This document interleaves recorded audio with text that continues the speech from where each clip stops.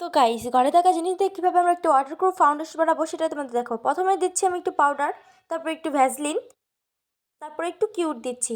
এখন শীতের ভিতরে সবার ভারেই আছে কিউট, রসুন ইত্যাদি। তো সেক্ষেত্রে আমি দেখাচ্ছি তোমাদের।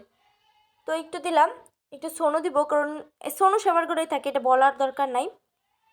তারপর একটু দিব প্রাইমার দিব, কারণ প্রাইমার মুখের মেকআপ যাতে না ওঠে সেই জন্য ব্যবহার করা হয়, সেই জন্য আমি একটু প্রাইমার দিব। তারপর আমি একটু দিব ফাউন্ডেশন।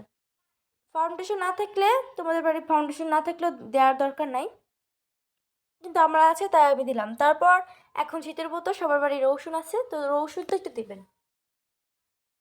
তারপরে মেক করে একটু জ্বালানি করে দিবে, তাই হয়ে যাবে। তো তোমরা একটা পাত্রেও দিতে পারো কিংবা আমার মতো দিতেও পারো।